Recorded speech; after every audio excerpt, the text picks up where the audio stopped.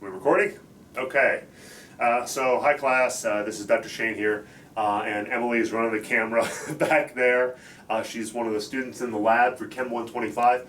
It dawned on me that what I thought might help you out is if I solve some of the metathesis problems that we're going to do in lab and the ones you're doing for the pre-lab. I mentioned this is a really labor-intensive thing, and once you understand it, they're actually pretty easy to do, but I thought maybe videotaping myself solving a couple of these, a simple one and a complicated one, might help you get ready for lab and then to write up the lab report. So before we get started here, if you're watching this and you want to take a look, some things you're going to need are your periodic table, so that you know the charges on the ions on the periodic table, so group 1 plus 1, group 2 plus 2, and so on. I think you know that from lecture. You'll also need the solubility rules. There's lots of versions of these. I think the best ones to use for us are going to be on page 31 of your lab manual. So make sure you have a set of solubility rules with you. And you're also going to need to know the names of the polyatomic ions that you have. So you're probably asked to memorize these, so make up flashcards or whatever you have to do to memorize all the names, the formulas. So nitrate is NO3 with a -1 charge, carbonate CO3 -2, and so forth. So make sure you memorize all the polyatomics that you need to know, both the formula and the charge. That's very important. So the two examples I'd like to do for you here are, example 1 is monovalent ions. That just means everything's +1 or -1. Everything's 1-to-1 ratio. Balancing the equations is all 1-to-1, so we don't even have any of that going on. But just to illustrate the process. So in the lab manual, one of the reactions you do is chemical number 3 and chemical number 5, and that's actually silver nitrate and sodium chloride. They're labeled by words in the lab manual. You're expected to derive the formulas. First thing I'd like to do is, this is not done in the lab manual, is if silver nitrate and sodium chloride form, just changing the words around, well, you're going to form silver chloride plus sodium nitrate. Those are going to be the names of your two products. Now, how do you know? You always list the positive ion first, the negative ion second, positive ion first, negative ion second. So in the names, positive ion, positive, negative. So it wouldn't say nitrate sodium or chloride silver. It doesn't work that way. And you know that from your nomenclature rules. So that would be the chemical reaction in words. So now you translate that into formulas, and you'll have to go back and look at some of the notes here. So silver nitrate is AgNO3. Silver is a +1 ion. Nitrate is a -1 ion. So when you combine the two, it's just AgNO3, +1, -1. And all of the reactants are dissolved in water, so we put the AQ subscript. Okay, sodium chloride, you've probably known that chemical formula since elementary school. That's NaCl. Sodium's in group 1. The alkali metals, those are all +1. Chlorine is a halogen, -1, NaCl. Fine. And that reacts to produce silver chloride. So it's just going to be AgCl. Everything's +1 and -1, very easy. And I'm not going to put a subscript on it yet for a solid, liquid, gas, aqueous, because we don't know that yet. Plus sodium nitrate. Okay, so the reactants are always aqueous. AQ, dissolved in water. And part of our issue in labs is to figure out which of these two products is a solid. That's also called a precipitate. That's also called an insoluble compound.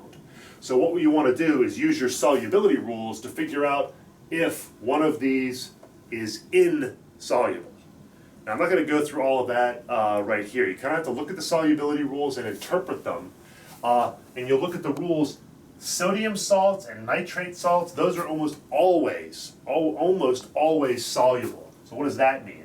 That means they stay dissolved in water, and we put an AQ subscript. That's what that means. Stays dissolved in water. AgCl turns out to be insoluble, and you can find the rule that corroborates that. So that's a solid. Okay. So this is the equation. AgNO3, silver nitrate, plus NaCl, sodium chloride, produces solid silver chloride plus sodium nitrate. And when you do this in the lab, you'll see a solid form in the little plate. I'm doing this, but you'll drops of each of the reactants, and you'll see, I think it's a white solid form. So this is a precipitate, or PPT. All right, now and this is already balanced. Everything here is 1 to 1. You don't have to change any coefficients. Okay, and there's a name given to this. This shows every chemical, every reactant, every product as a neutral compound. All the pluses and minuses negate each other. This is called the molecular equation. It shows everything as a combined molecule. That's what this is.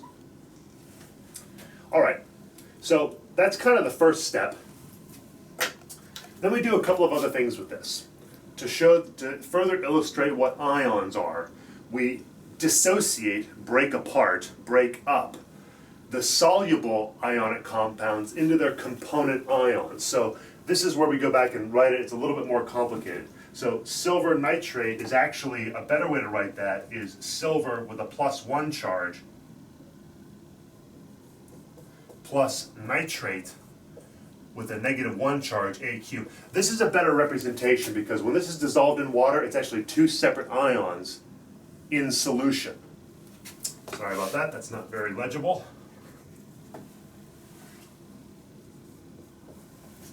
Similarly, for sodium chloride, we would have sodium with a +1 charge. I'm not going to put the 1, just put the plus. AQ plus chloride ions, AQ. So all we're doing is dissociating each of the reactants into its constituent ions. That's all we're doing. Now over here, we would leave AgCl by itself as a combined solid because it does not dissociate. It's insoluble, so you would not break it apart. And then sodium +1, AQ, plus nitrate, AQ. Great. So now we show that this is a more realistic picture of what's actually happening in the chemical reaction. There's a name given to this. This is called the total ionic equation. It's showing all of the species that are ions in ionic form, except for the insoluble solid precipitate. Those are all synonyms there. Insoluble, solid, precipitate. Okay, and that's called the total ionic equation. If you notice here, kind of like in algebra, if you use this as an equal sign, you see that there are similar variables, like there's similar things on each side of the equation.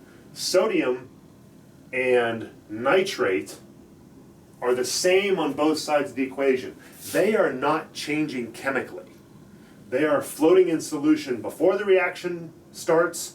They are floating in solution when the reaction is over, so they are not changing. Those are what we call, do you know what those are called? I just asked Emily what they were called.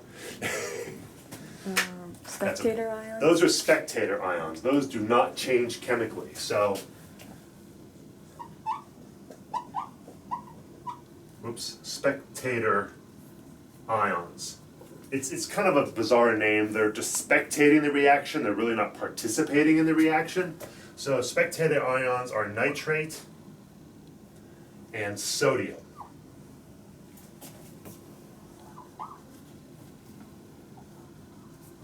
And what we do, if we really want to talk about just what's changing chemically in this reaction, when you drip silver nitrate and sodium chloride into a well, what's actually the only thing happening, if you will, chemically? Well, the only thing happening is silver ions are combining with chloride ions to form silver chloride. That's really all that's happening in here. Now, does that mean that the nitrate and the sodiums disappear? No, they're just not reacting. So essentially, we eliminate them from the chemical equation and only show the chemical species, in this case ions, that are reacting, and this is called the net ionic equation. Okay, so for your pre-lab, as far as you can get, and then for your lab report, you're actually going through and showing this analysis for each one of the combinations, and there are a lot of them. There are a lot of these, so it takes a while to do. So I'm giving you this one. This is number 3 plus number 5, silver nitrate plus sodium chloride. And you can watch this video as much as you want. You do the molecular equation, and then you balance it. I'm going to give you that hint. Balance it. Then do the total ionic equation, identify the spectators, and then do the net ionic. And I'd like to do one more example. I know this has taken a while. So I'm going to do one that involves some polyatomics and some things that aren't just +1 and -1. So it's a little bit more difficult. So I'm going to erase this whole board here. So just give me a second. You can just leave it running. So, and I'll do it maybe a little bit quicker, but the principles are the same. The things we'll have to change, we'll have to balance the equations. That's fine. And then we'll have to, when we break up the molecules into their ions, we'll have to take the coefficient into account. Now this will make more sense when I actually do one. So let me do something a little bit more difficult. Let me pick out something here. How about something like, well, how about we do lead 2 acetate, so that'll be 7 plus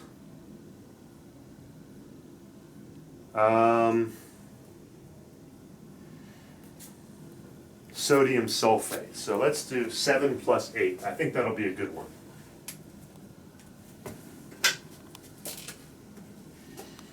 Seven plus 8. I think that's right. And I think that's one you actually have to do, yes. So this is lead 2 acetate, got spelled right, plus sodium sulfate. Okay, so just using words, our two products are going to be lead 2 sulfate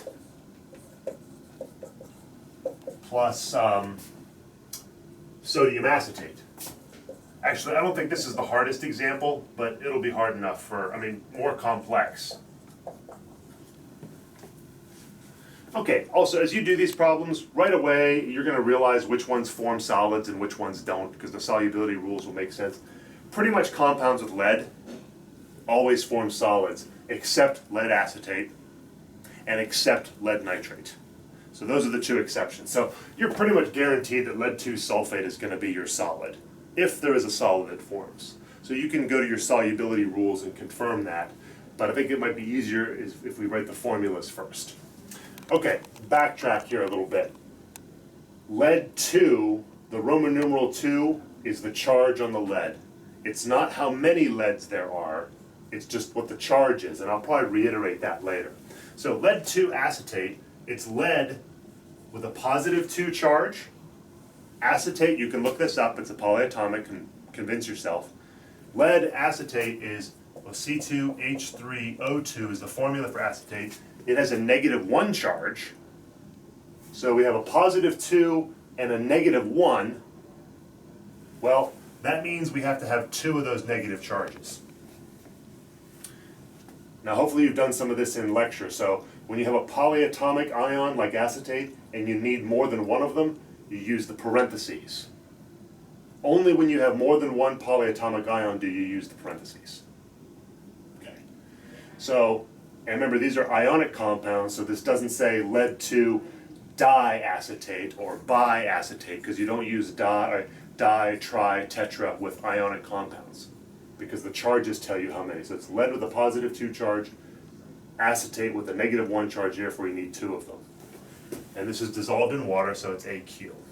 That may take, if your nomenclature is a little shaky, make sure you understand how we went from the name to the formula. Sodium sulfate.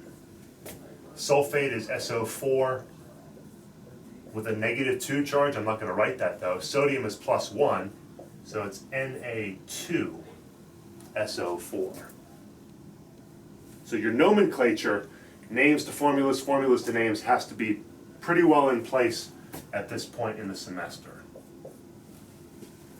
So make sure I have those right. Lead 2 acetate, yep, that's right. Sodium sulfate, yes, that's right. Okay, now the products, lead 2 sulfate. Well, lead is positive 2, sulfate is negative 2, so lead 2 sulfate is pretty easy. It's just PbSO4. And I'm going to let you figure out, that's the solid. That's the precipitate, that's the solid, that's the insoluble compound according to the solubility rules. So go to your solubility rules and convince yourself that lead sulfate is the solid here. Oh, incidentally, not every combination will form a solid. Not everything that you drip together next week in lab will actually form a solid. And we'll use the acronym NR for no reaction. So no reaction will be when you don't see anything happen. And then sodium acetate is Na, so it's +1, acetate's -1, so it's C2H3O2. And that's aqueous. Now notice here, it's sodium +1, acetate -1, so just slap them together. So we do not put the parentheses on this one. Parentheses are only there when you have more than one.